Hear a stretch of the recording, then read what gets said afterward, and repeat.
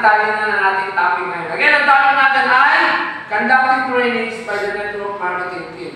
Sabi nga kanina na talaga namang mahalaga yung trainings, di ba?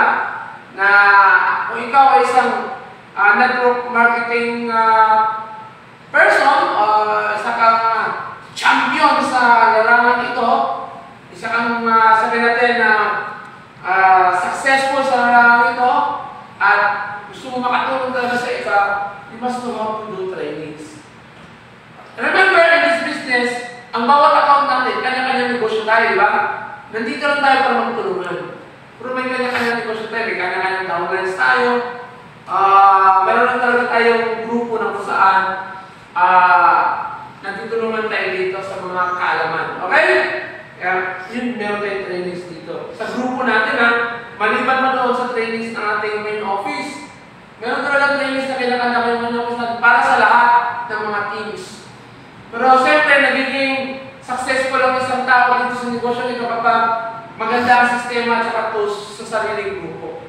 Kasi hindi naman lahat tinuturo sa main seminars natin eh. Kaya nga mga seminar natin sa main office, 1 hour, 2 hours, okay? 1 hour, 2 hours yan. Minsan, pero kadalasan mga more than 1 hour. Or malapit sa 1 hour. So pag hindi ka pa talaga sanay, hindi mo masalihan na, di ba? Kaya sa akin, gumagawa tayo dito ng video na talagang short lang. Para naman sa short na video na 5 minutes, 6 minutes, 4 minutes, may matutunan na yung ating mga gustong tulungan na gumanda ang buhay nila. Kasi nagsisimula ang lahat sa learning. Kailangan mag-learn talaga ng isang tao kung gusto niya mabago ang buhay niya. Ng learning na something new. Okay? So, pag-usapan natin ngayon dito ang training components of conducting trainings. Meron din tinatawag ng mga conditional trainings, mga basic trainings, na mga focus ay ganito. Setting clear goals. Kaya maturuan natin sila ng paano mag-set ng klaro na goal.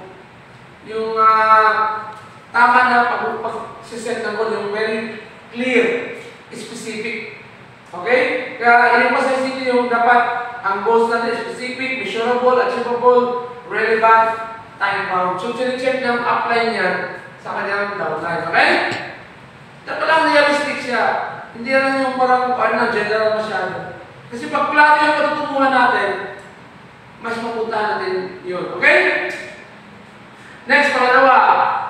Isa sa mga basic training na ikakandak dito sa network marketing ay sinatawag na tungkol sa products.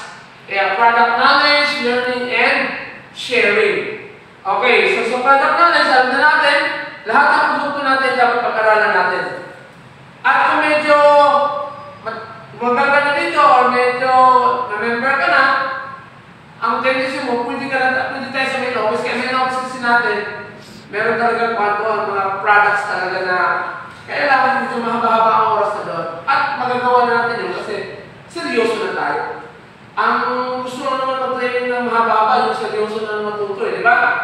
Pero pag gawin natin yun sa mga prospect, ay hindi pa yun sila prepared. Kaya kailangan ang bigay natin mga video sa kanila, mga short na muna. Para mapag-isipan nila pag-join. Pag napag-join sila, pwede na silang dalhin doon sa mahaba ng mga trainings. Okay, so dapat clear yun ha.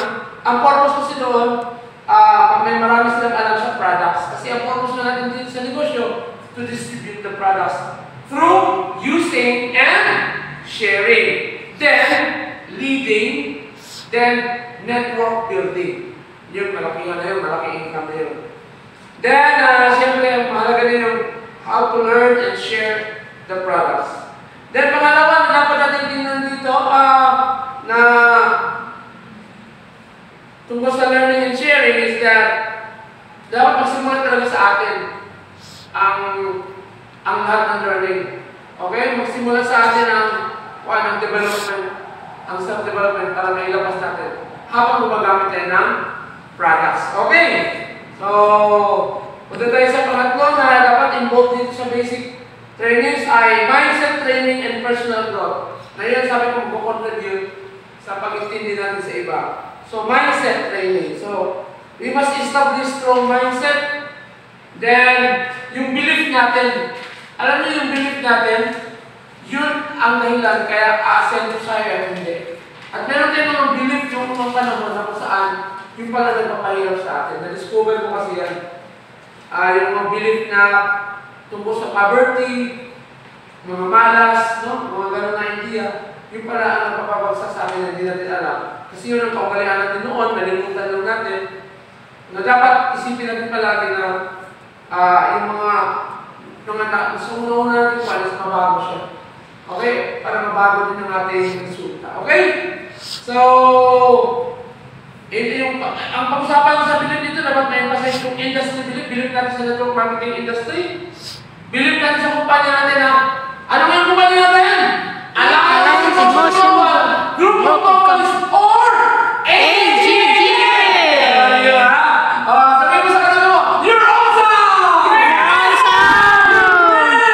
You're great! Okay, so tuloy tayo.